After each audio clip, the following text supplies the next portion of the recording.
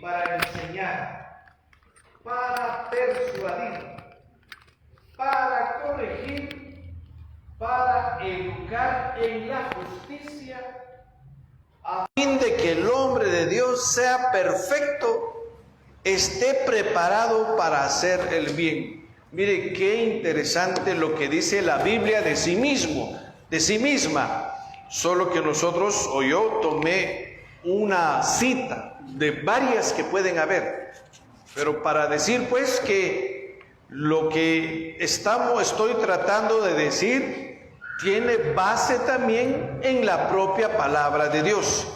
Fíjese, dice que es útil para enseñar, para persuadir, para corregir, para educar en la justicia, a fin de que el hombre de Dios sea perfecto, esté preparado para hacer el bien. Segunda de Timoteo capítulo 3, versículos del 16 al 17.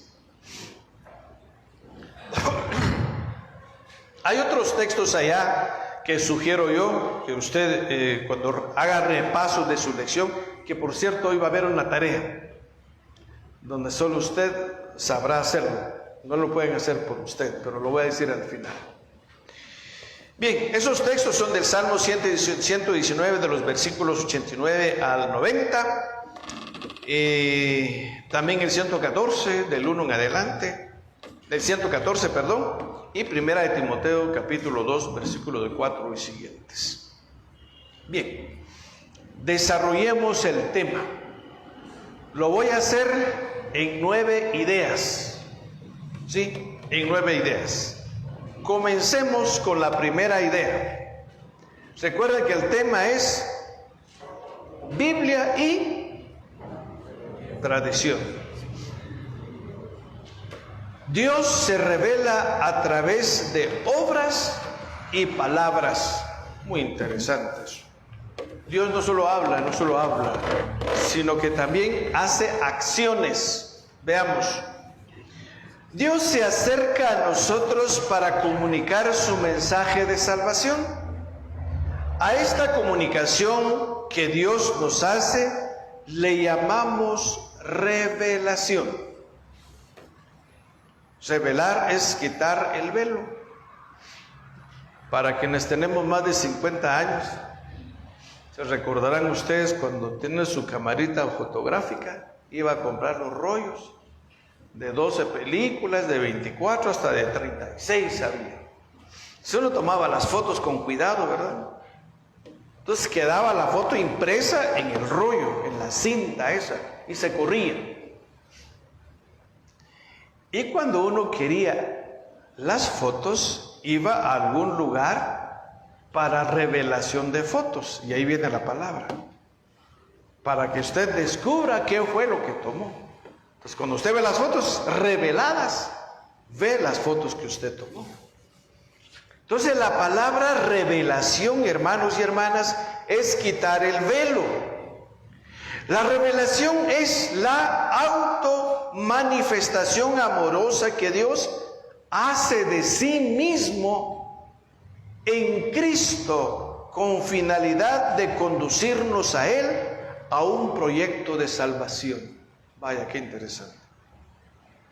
Dios manifiesta sus intenciones a través de Jesús con la finalidad de que nosotros, escuchando esa palabra y accionando como Dios quiere, pues nosotros podemos meternos, por así decirlo, en el proyecto de la salvación de Dios. Es decir, entonces, que la palabra de Dios nos sirve para... ¿qué cosa?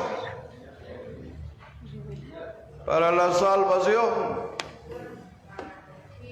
También, pero al final, para salvarnos. Entonces no es para que tenga usted en la librera ahí para que detenga los otros libros chiquitos, ¿verdad? No, es para leerla y hacer la vida mejor. ¿Por qué? Porque buscamos en ella la salvación. Bien, Dios nos manifiesta quién es Él. Sí. ¿Quiénes somos nosotros? Este es bonito. Si yo les preguntara a ustedes, hermanos y hermanas, ¿quién es usted? Alguien me dice, mire, yo soy... Se hace una pequeña descripción de usted mismo. A ver, ¿quién se anima? No, sin miedo, sin miedo. Díganme. Eso, miren, interesante. Soy una persona hecha por Dios, dice. Tiene un concepto para sí mismo. Pero como dijo, soy una persona hecha por Dios, ya tiene elementos de fe. Este hombre sabe algo. Y seguro que no se lo inventó usted, ¿va? Lo escuchó por ahí. ¿Ven? Entonces, la palabra de Dios ciertamente manifiesta a Dios, pero también nos dice cosas de nosotros mismos. De ahí que nosotros, lo que somos, lo que se dice en palabra técnica, hay una antropología teológica donde está nuestra comprensión, y lo que dijo el hermano es una gran verdad. Nosotros somos seres humanos creados por Dios, hombre y mujer, y con dignidad. Y nos hizo a imagen y semejanza suya. Vaya, qué interesante, porque la palabra de Dios nos lo dice. Así dice la palabra de Dios a nosotros. Miren qué interesante la Biblia. No solamente habla de Dios, sino que también habla de nosotros mismos, de la persona. ¿Sí? Pero también habla de la creación entera. ¿Quién creó el mundo, hermanos y hermanas? ¿En cuántos días lo creó? Momento, pueblo. Disputan los autores. En 5 días creó el mundo, o lo ordenó. El sexto creó a la persona humana. El séptimo descansó. La Biblia habla de Dios, habla de la persona humana y de todo lo creado.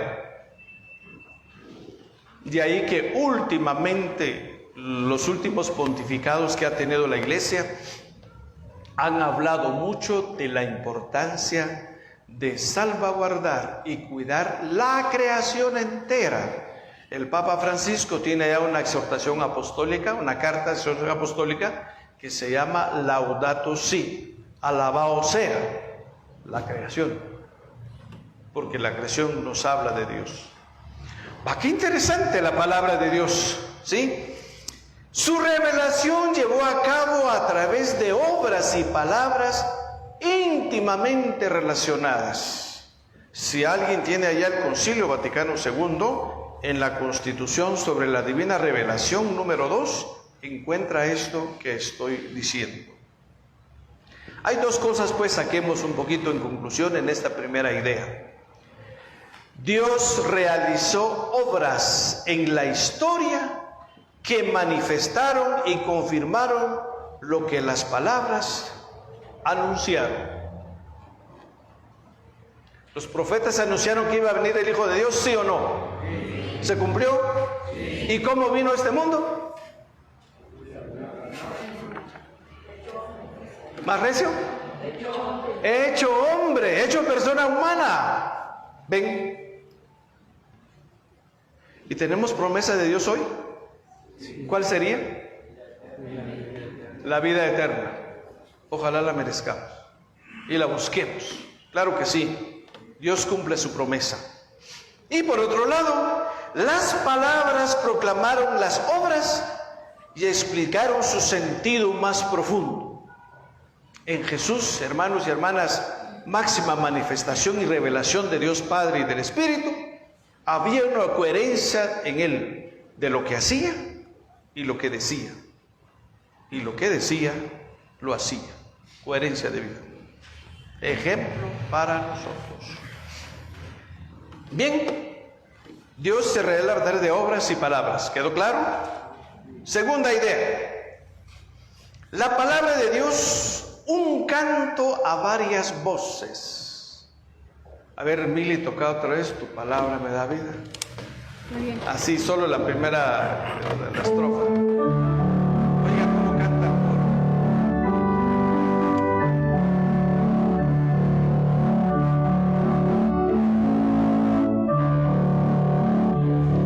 Palabra me da vida, confío en ti, Señor. Tu palabra es eterna, en ella esperaré. ¿Voces de quién escucharon ustedes? ¿De hombres, sí? ¿Y cantan el mismo canto? ¿Y en la misma tonalidad?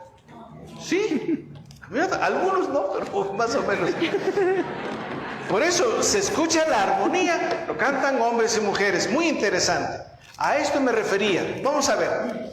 Así lo expresa la Constitución sobre la Divina Revelación número 7.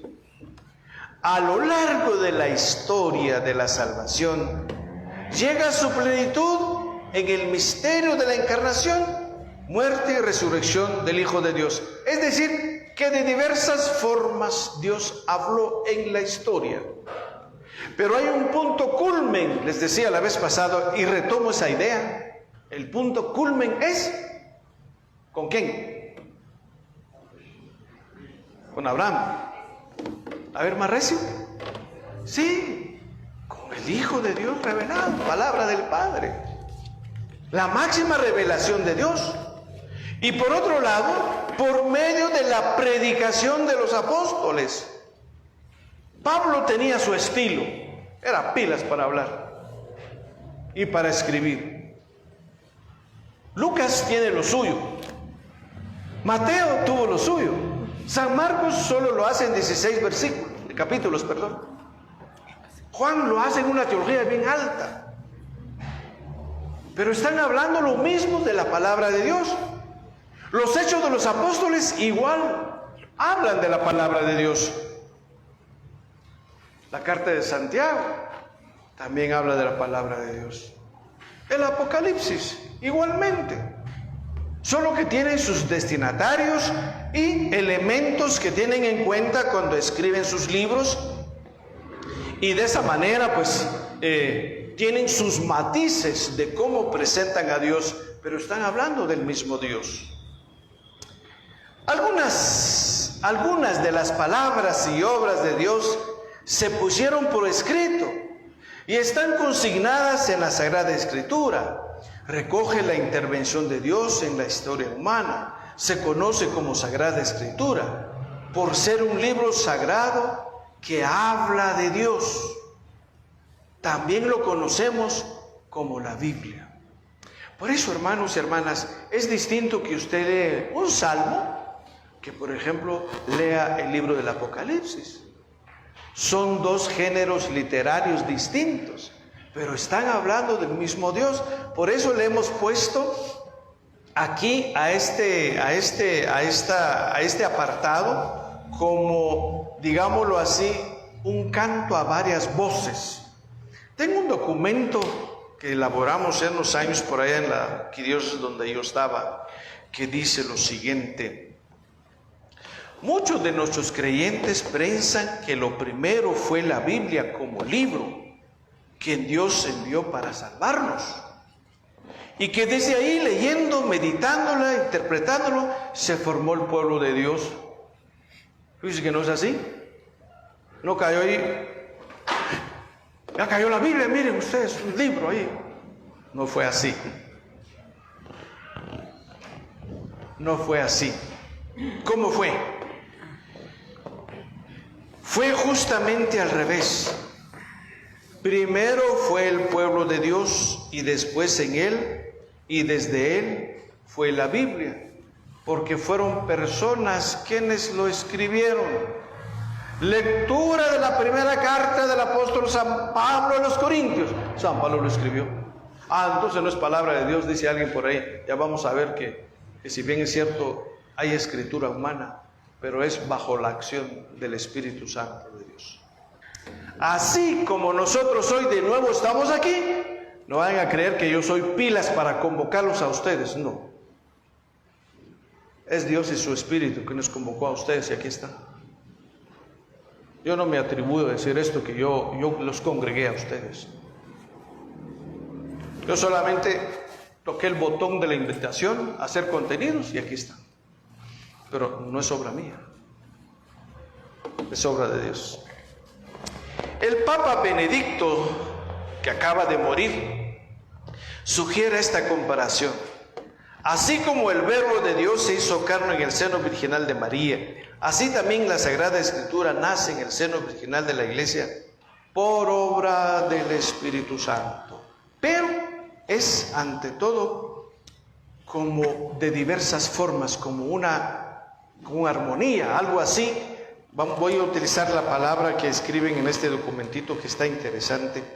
Es la sinfonía de la palabra de Dios. Ustedes conocen que es una sinfonía. Dicen que hay bombos, hay trompetas, hay pitos, hay triángulo, hay un montón de instrumentos. Y todos juntos tocan la misma melodía. Pues así es la palabra de Dios. Sigamos. También conocemos como la Biblia. Otros fueron transmitidas oralmente, ¿sí? Y las llamamos tradición. Después vamos a clarificar un poquito ese término. La Sagrada Escritura es la palabra de Dios atestiguada, divinamente inspirada para que se transmitiera en la tradición viva de la Iglesia. Entonces, la palabra de Dios, hermanos y hermanas, es como una orquesta, una sinfonía, donde se puede hablar y expresar de diversas maneras, pero se está hablando de Dios. Idea 3. Tradición apostólica. ¿Quiénes fueron los apóstoles? O mejor dicho, ¿cuántos fueron los apóstoles? Muy bien, entonces ya sabemos de quién estamos hablando. Dice, el mensaje transmitido de viva voz por los apóstoles en la tradición apostólica, entendemos por tradición apostólica, Jesús, además de enseñar a sus apóstoles con discursos y ejemplos, les enseñó una manera de orar, actuar y convivir. Estas eran las tradiciones que los apóstoles guardaban en la iglesia y que conocen como tradición apostólica. Hermanos y hermanas, qué interesante. Es más, la tradición, por ejemplo, oral, está a la base de este libro, de estos 73 libros. Primero es hablar, la tradición oral, después se puso por escrito. Mire qué misterio tan grande, porque ¿por qué la palabra de Dios sigue congregando a las personas hoy? ¿Por qué la palabra de Dios nos sigue reuniendo? ¿Por qué tenemos interés de venir a escuchar? Porque es palabra de Dios, seguro. Escrito por la persona que se llama agiógrafo, aquel que escribió bajo la inspiración del Espíritu Santo de Dios. Pablo, en su carta a los Corintios, se refiere a ella. Les voy a buscar una cita. Primera carta de San Pablo a los Corintios, capítulo 11.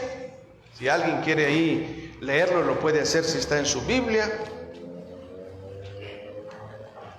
Capítulo 11, versículos del 17 en adelante. San Pablo va a hablar de la Eucaristía.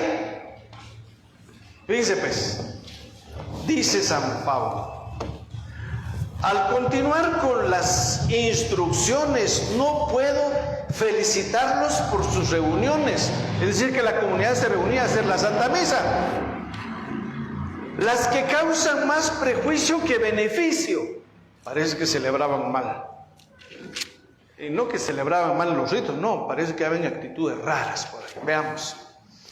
En primer lugar, tengo información de que cuando se reúnen en comunidad, hay división entre ustedes. Y en parte lo creo, porque hasta es conveniente que haya disensiones para que salga a la luz la verdadera virtud. Y es que ya no se reúnen para comer la cena del Señor, porque cada uno se adelanta a comer su propia cena. Mientras uno pasa hambre, el otro se emborracha. Ese problema no lo hemos superado hasta hoy. San Pablo tiene un gran problema ya en Corintios. Muchos tienen muchos, no, pocos tienen muchos, y muchos tienen nada, y juntos van a la misa a comer la cena del Señor. Era el problema de fondo. Pero el apóstol sigue hablando.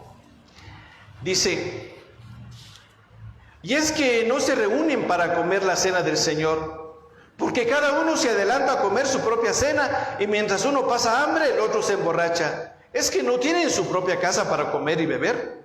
¿O es que quieren menospreciar a la iglesia de Dios y avergonzar a los que no tienen nada? ¿Qué puedo decirles? ¿Felicitarlos? En esto no les felicito, porque yo recibí de parte del Señor aquello que les he... Ahí está. Porque yo recibí de parte del Señor aquello que yo les he transmitido. Recibió la tradición. ¿Quién le enseñó la Santa Misa a San Pablo? No. San Pablo no era el de los 12 apóstoles, ni existía. Y resulta hablando de la misa. La tradición. Cabal. ¿Se dan cuenta? ¿Y quién va a desautorizar a San Pablo en ese sentido? Que con toda credibilidad va a hablar de la tradición que recibió los hombres. La noche en que el Señor fue entregado, Él tomó pan en sus manos y comenzó las palabras que nosotros decimos en la misa. Después tomó el cáliz y San Pablo deja toda una catequesis y al final dice: el que come y bebe indignamente el cuerpo y la sangre del Señor, come y bebe su propia condenación, dice San Pablo. Hermanos y hermanas, nosotros en la iglesia tenemos muchas de las cosas que están escritas. Primero fue tradición oral, después se puso por escrito. Me voy a meter con un dogma de la señora del cielo.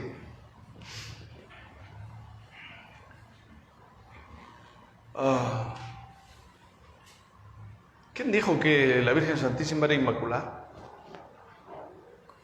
¿Lo dice en la Biblia?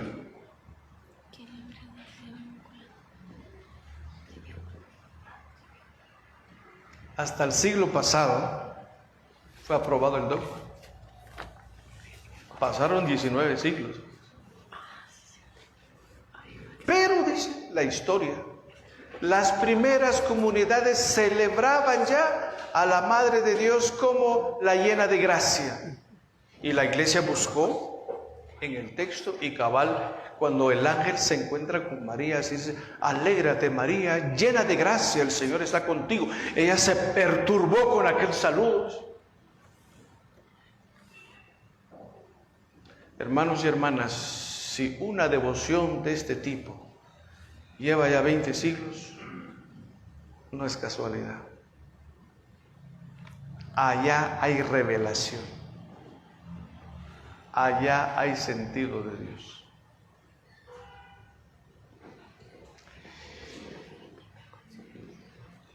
La iglesia ahora perpetúa el mensaje con su predicación, su vida y culto.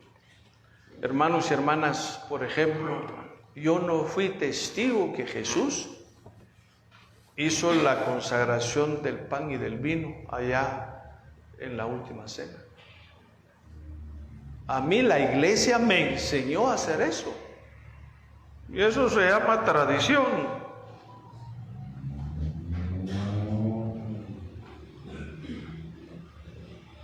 Por eso es fundamental para nosotros comprender y entender estas realidades que atañen a nuestra fe y que constantemente debemos hacer referencia a ella y no quedarnos en un conocimiento pobre de nuestra fe, sino que enriquecerla con aquello que ya está ahí, que nosotros no la podemos inventar. La tradición es una realidad viva y dinámica que crece en la iglesia, óigase bien, con la ayuda del Espíritu Santo, a través de la mejor comprensión de las palabras, la contemplación y el estudio de los creyentes que las meditan en su corazón y por el anuncio que hace de la palabra de Dios. Fíjense, hermanos y hermanas, que no vayan a pensar que yo soy el pilas, hice este cuerpo doctrinal, yo, ¡ala! ¿Cómo sabe él? No, yo me agarré de la tradición del Señor, de la iglesia, y armo un contenido. Muchas de las cosas ya están dichas. ¿Ven cómo funciona la palabra de Dios? Y lo que se diga está en consonancia con la palabra de Dios. No es puro invento. 4. Me gusta esta parte porque es muy iluminadora. La palabra de Dios y el Espíritu Santo. Este es interesante. No podemos comprender plenamente la revelación cristiana sin tener en cuenta la acción del Espíritu Santo. Por eso con humildad lo invocamos hoy. Ven, Espíritu Santo de Dios, sobre nosotros. La comunicación que Dios hace de sí mismo implica siempre una relación entre el Hijo y el Espíritu Santo. La Sagrada Escritura nos indica la presencia del Espíritu Santo en la historia de la salvación. Ahí hay 2 citas, ustedes pueden ir a consultarla en su momento. Mateo del 1 al 10, Mateo capítulo 1 versículo 18 y Evangelio de San Lucas capítulo 10 versículo 21. Cuando Jesús termina su misión, manifiesta la clara relación del don de su vida con el envío del Espíritu Santo hacia los suyos. Evangelio de San Juan capítulo 16 versículo 7.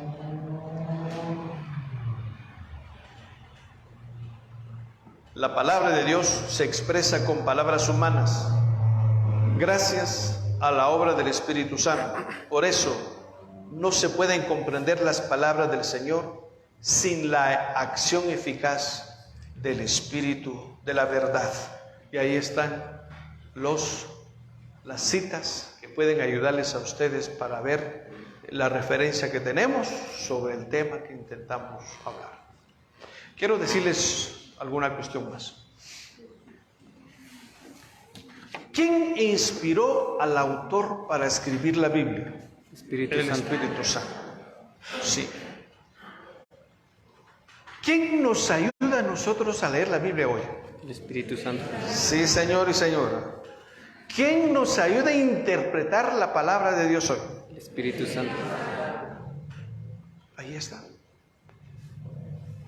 Por eso, hermanos y hermanas, ya después les voy a, de veras, cuando termine esta primera parte, vamos a hacer un ejercicio con ustedes de la lectura divina de la palabra de Dios, que se conoce como lección divina.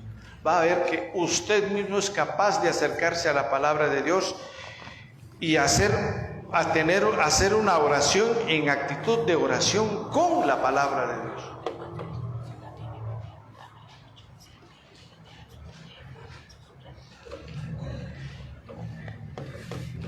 Bien. Aquí me trajeron algo.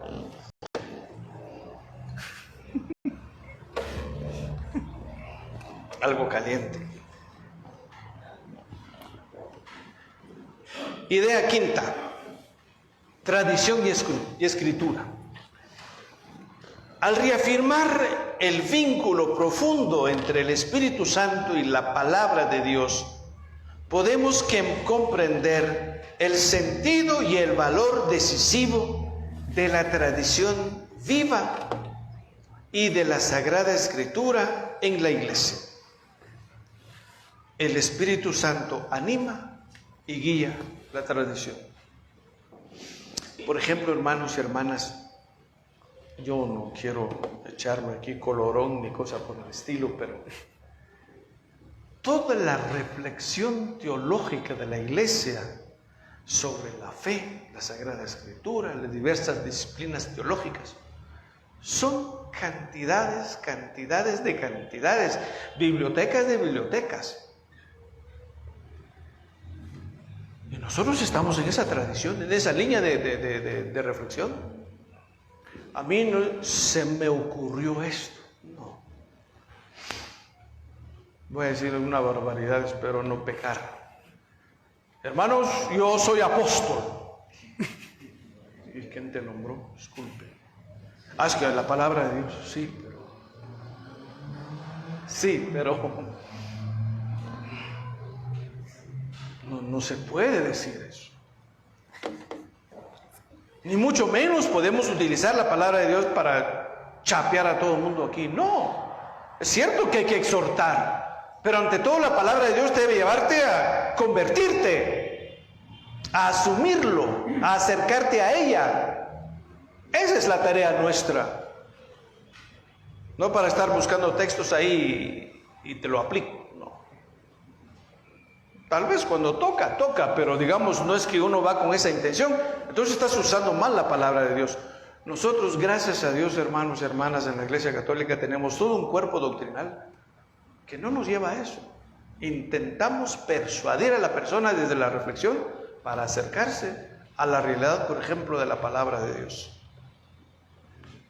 Entonces, la tradición viva de las Sagradas Escrituras en la Iglesia, el Espíritu Santo inspira, anima y guía la tradición también, no solamente su relación con la Biblia, sino también con aquellas cosas que nosotros hemos recibido por la tradición y que están en relación con la Sagrada Escritura. Para la Iglesia, Sagrada Escritura y tradición son las dos fuentes de vida, dice el documento de Aparecida en el 247, que ustedes tienen allá como cita. Por ello, la fe cristiana no se reduce en una religión del libro. Nosotros no somos la religión del libro. El cristianismo es la religión de la palabra de Dios, es decir, lo que está contenido en ese libro. Y qué mejor si es la persona de Jesús. No, es que a mí me gusta llamarle Yahvé al Señor y me quedo con Él. Está bien pues, pero digamos, eso ya fue parte de la revelación que se dio. Pero si hay una plenitud, si hay algo más excelente y estupendo, ¿por qué no con Él? O con esta revelación. El cristianismo no es la religión, más bien es la religión de la palabra de Dios. No de una palabra escrita y muda, sino el verbo encarnado y vivo. Ese Jesús que predicó, ese Jesús que hizo milagros, es el Jesús que nosotros encontramos en la Biblia, en los evangelios. Y lo que hicieron los apóstoles después. Dice la Dei Verbum número 7. La Escritura ha de ser proclamada, escuchada, leída, acogida y vivida como palabra de Dios en el seno de la tradición apostólica de la que no se puede separar. Y aquí, hermanos y hermanas, con mucha humildad le digo, yo no soy doctor en la materia, más bien me considero pequeño, tampoco me considero cucaracha porque no lo soy y tengo dignidad. Pero el magisterio de la Iglesia es quien va conduciendo de algún modo eso en la vida de la Iglesia, pues. Tampoco quiere jactarse, no. Con humildad fuiste llamado a dar servicio de conducción de la comunidad, porque el Espíritu Santo de Dios va guiando y te acompaña en la tradición de la Iglesia. Es necesario prepararnos para conocer las Escrituras en relación con la tradición viva de la Iglesia, reconociendo en ella la palabra de Dios. Cuando Martín Lutero se separó, mandó a volar dos cosas, la tradición y el magisterio. La sola escritura, dice. Cree y serás salvo. Está bien, pero hay cosas que, por ejemplo, de un solo se evaluó los sacramentos. Lo único que validó fue el sacramento del bautismo. Por eso no vayan a preguntar a usted, pero mire, fíjese que yo vi allá el casamiento con los hermanos separados. Por favor, sepan que ellos no creen y no tienen los sacramentos. Por lo tanto, aquello no tiene validez, disculpen.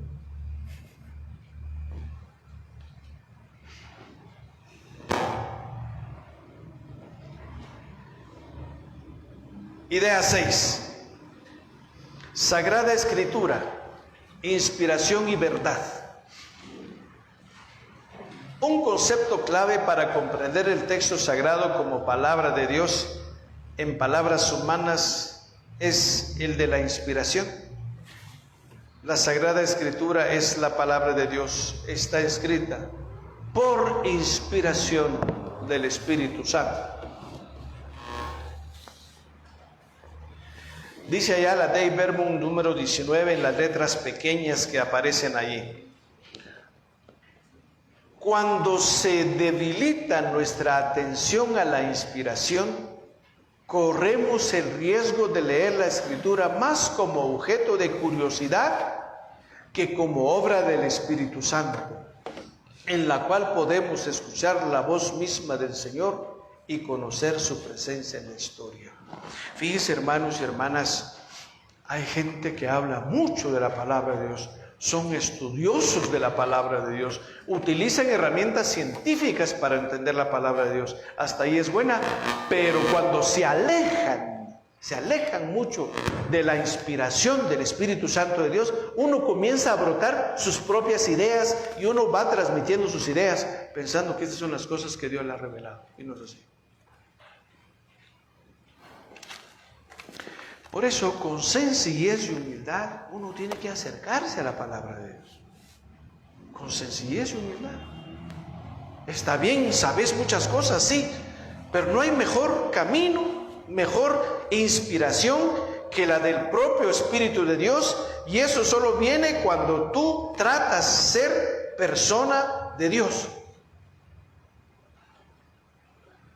Muchos se confunden cuando comienzan a hacer cosas en sus propias vidas. Por ejemplo, el peligro de predicar. Poco a poco alejamos a Jesús y me quedo en vez de Él. ¿Verdad que sí? Y ¿cómo se llama? Aglomeramos gentíos. ¿Sí? Llenamos estadios, dijo aquel, ¿verdad? Pero después...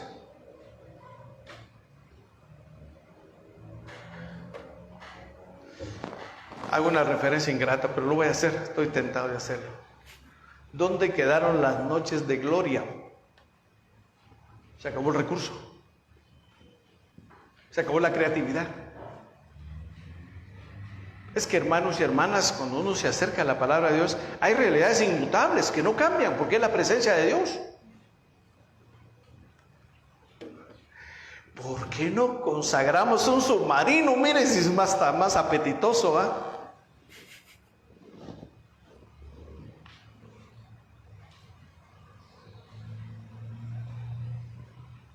Es que aquí la revista Novedades, ¿qué novedades hay?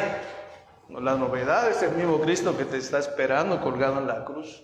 Por eso a muchos no les llama la atención. Ay, si están en el mundo del disfrute, en el mundo de lo cambiante, en el mundo del hoy es, mañana no es, porque esto se compra y mañana se tira. La experiencia de fe religiosa no es esa.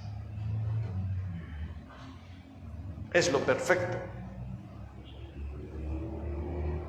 Es lo que no cambia, pero es el que da consistencia, es el que está a la base de todo. La Sagrada Escritura es la palabra de Dios escrita por inspiración del Espíritu Santo. Cuando se debilita nuestra atención a la inspiración, corremos el riesgo de leer la Escritura más como objeto de curiosidad y como obra del Espíritu Santo, en la cual podemos escuchar la voz misma del Señor y conocer su presencia en la historia. Seremos más sensibles. Si no, un libro más que está ahí. El tomar a la Escritura como un texto inspirado nos lleva a entender la verdad que encierra. En cuanto al mensaje de salvación, podemos afirmar que la Biblia está la Biblia está exenta de error. La Iglesia afirma la carencia de error apoyada en que el mismo Jesús cita los textos de la Escritura en su predicación. Es decir, afirma la verdad de la palabra de Dios. San Agustín señala así esta verdad que intentamos explicar. Antes de admitir error en el libro sagrado, debemos admitir que no lo hemos entendido. Es verdad, somos nosotros los que no entendemos.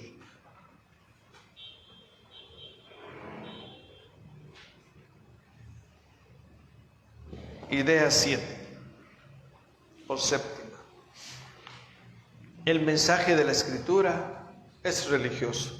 Por favor, no pretendamos buscar cosas científicas, porque no hay. Yo estaba recién ingresado al seminario, tenía muchos amigos en el pueblo donde crecí. Teníamos equipo de básquetbol, me conocía la gente del pueblo, porque nuestro equipo también era bueno, pero no éramos tan bien portados, pero bueno, así éramos. Nos conocían. Y entré en la camioneta, ¿verdad? Me fui a ver a mi papá. La voz dice, te vas a hacer cura, me dijo. Pues sí, dije, ellos molestan, ¿verdad? Babosos como molestan. Y me dijo, él estudiaba ya en la universidad, como yo, pues, solo que yo de la línea eclesiástica. Y me dijo, mira, me dijo, demostrame que Dios existe. Yo me quedé callado y le dije, como lo conozco, comencé a molestarlo. Pues sí, me dijo, no cambies el tema, me dijo, ya me habló en serio.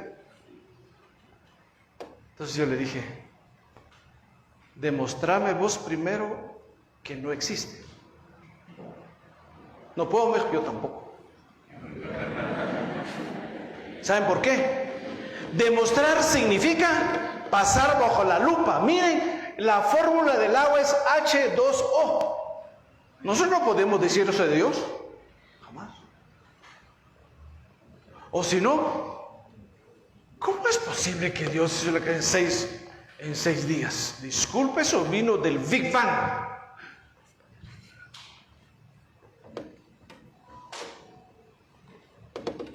No, resulta, hermanos, tal vez algún día vamos a ver el libro del Génesis, como ahora todos son temas introductorios. Los 11 primeros capítulos del libro del Génesis no puedes argumentarla históricamente. Solo tiene un objetivo: dar a conocer la etiología de las cosas. Es decir, por ejemplo, la creación. ¿Qué está diciendo la creación? Que Dios creó el mundo en 6 días con la persona humana. Está diciendo que todas las cosas tienen razón de ser en un creador. Ahí nadie nos los quita. Que fueron 6 días que vino del Big Bang, a mí qué me importa, porque no lo sé, pues. Pero sí creo de la existencia de nuestro mundo y del universo cobra sentido en un creador. Eso sí, nadie te lo puede quitar, porque ni la ciencia llega allá. Ven. Entonces, la verdad, mis hermanos, la Escritura tiene verdades, por favor, de fe. No busquemos cosas históricas, aunque hay elementos históricos, también los tiene. Pero no podemos decir que la Biblia es una cuestión histórica. Hay libros históricos, por cierto, hay un buen gajo una buena cantidad de libros históricos que los tiene la Biblia, que sí se puede corroborar mucho la historia de lo que dice allá. Pero bueno, vamos. Entonces, el mensaje de la Escritura es fundamentalmente un mensaje de salvación. Algunas personas buscan en ella datos históricos y científicos y la rechazan al constatar que algunos acontecimientos son inexactos o que carecen de validez científica. Escudriñar datos científicos en la Escritura es desviarnos de lo esencial.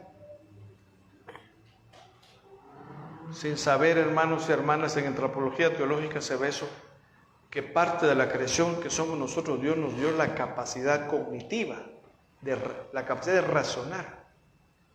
Eso Dios nos lo regaló como un don suyo. ¿Qué hace la persona humana? Utilizar eso para hacer cosas, inventos, de lo que hay en la misma naturaleza. No se da cuenta que él utiliza algo que Dios le ha dado y resulta negando a Dios. ¿Sí? No todo tiene que pasar bajo la lupa. No todo. La verdad que se manifiesta en la Sagrada Escritura es fundamentalmente religiosa, no científica. Contiene una historia sagrada para que, leyéndola, hagamos vida el proyecto de salvación que Dios tiene para nosotros. Esto sí. Por eso, hermanos y hermanas, la palabra de Dios, ¿qué busca en nosotros? La salvación. La salvación. Idea 8, ya estoy terminando. La Escritura posee unidad. Ay, fíjense ustedes, que a mí me gusta mucho, fíjense que este libro, los otros no. Así hizo Martín Lutero cuando estableció, se quedó con el tema de la justificación, dijo, me gusta la carta a los romanos y la carta a los gálatas donde dice, todos fuimos justificados por la fe. Y el resto de los libros se los voló de una vez. Dentro de 8 días la van a ver con el padre Maco, el canon, creo yo, va Maco. Sí. Hizo un canon dentro del canon. No, disculpen, son 73 libros y todos son palabras de Dios. Yo no puedo decir, solo este libro me gusta y con ello me quedo, hermano, me gusta. No, es parte de la tradición que está escrita también en la palabra de Dios.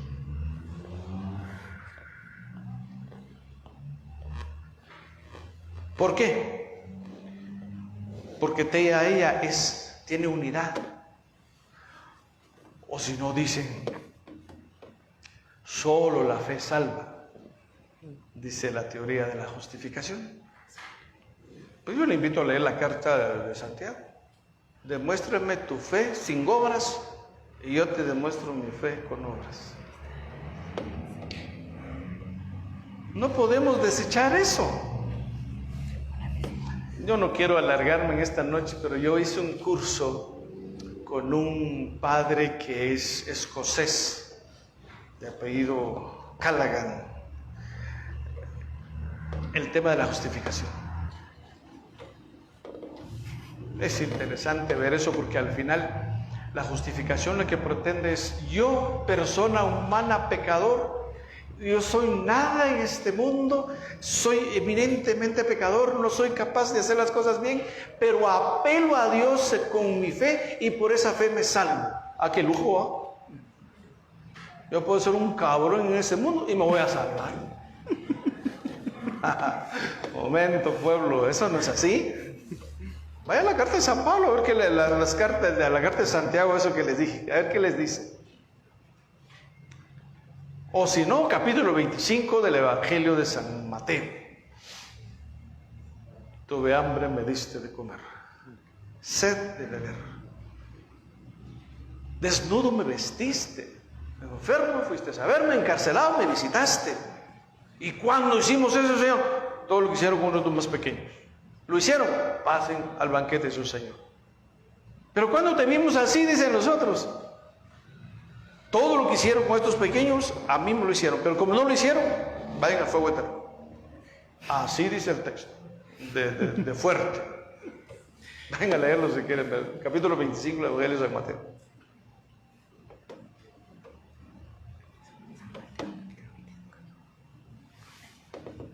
La unidad radica en que Dios es fuente y autor. Aquí está, fuente y autor, y está reflejada en el hecho de que todo lo que en ella está escrito obedece a un mensaje central, la manifestación de Dios en la historia, Cristo el Señor y Salvador.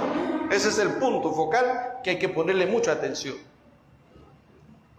Así podemos afirmar que la Sagrada Escritura es cristocéntrica, es decir, el centro de todo esto, hermanos y hermanas, es Jesús. Entonces, ¿cómo queda el Antiguo Testamento?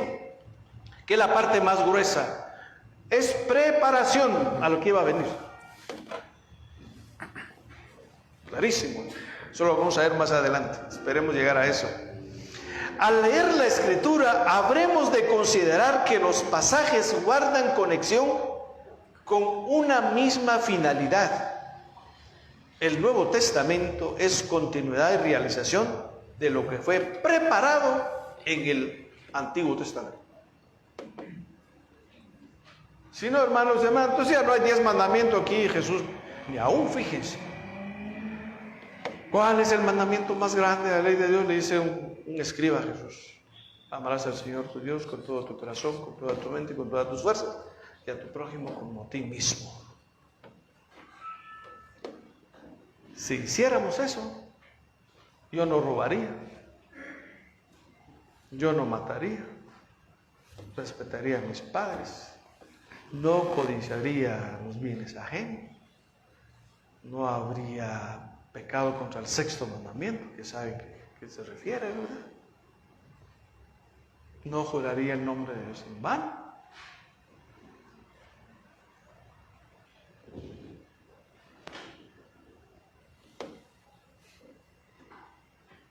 Novena y última idea. ¿Cómo estoy de tiempo? Ay, sí. Se me fue la mano. Pero bueno, ya voy terminando. Respuesta humana a la palabra divina. Hermanos y hermanas, ser conscientes de que la Escritura es palabra divina nos lleva a tener actitud de fe y de agradecimiento a Dios. La Dei Verbum 5 dice lo siguiente: cuando Dios revela, hay que prestarle la obediencia de la fe, para que el hombre se confíe libre y totalmente en Dios, prestando a Dios revelador el homenaje del entendimiento y la voluntad, asintiendo voluntariamente la revelación hecha por Él. Ay, pero como nos cuesta. Ay, no, otra vez. Ay, no, doña, ay, toda la vida. Ay. Fíjense, hermanos y hermanas, de cara a todo esto que he dicho acá y mucho más sobre la doctrina de la iglesia, es que le tiene tirria, por así decirlo, el mundo llamado pecado, que va contra todo eso. Sigue siendo hoy realidad lo que le pasó a Eva y a Adán. Sí. El mal ya no te va a hablar, pero te va a presentar cosas exquisitas, gustosos al paladar.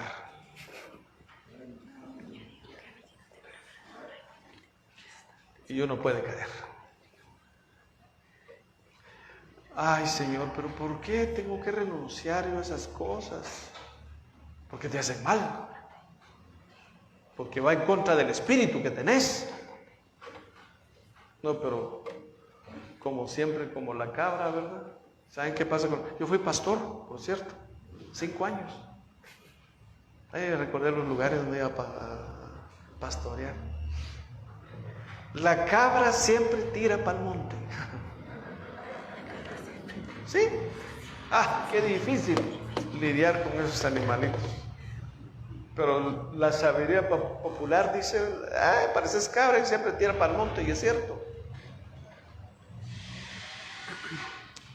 En fin, pues, hermanos y hermanas, creo que de algún modo hoy dimos un segundo paso. Si hace 8 días vimos a Jesucristo, palabra eterna del Padre, que vino hacia nosotros, hoy vemos cómo esa palabra de Dios está en la Sagrada Escritura, pero también en la Sagrada Tradición. Agradezco la atención de los hermanos que nos han visto y han seguido ahí por medio de la plataforma de la parroquia. Les invitamos dentro de 8 días para que participen con nosotros y podamos pues continuar con nuestra catequesis sobre la palabra de Dios. Les deseo buenas noches a ellos. No sé si tienen alguna pregunta a ellos o alguna cuestión. Bueno, entonces les deseo la mejor de la noche a los hermanos que nos están viendo por la red y que descansen.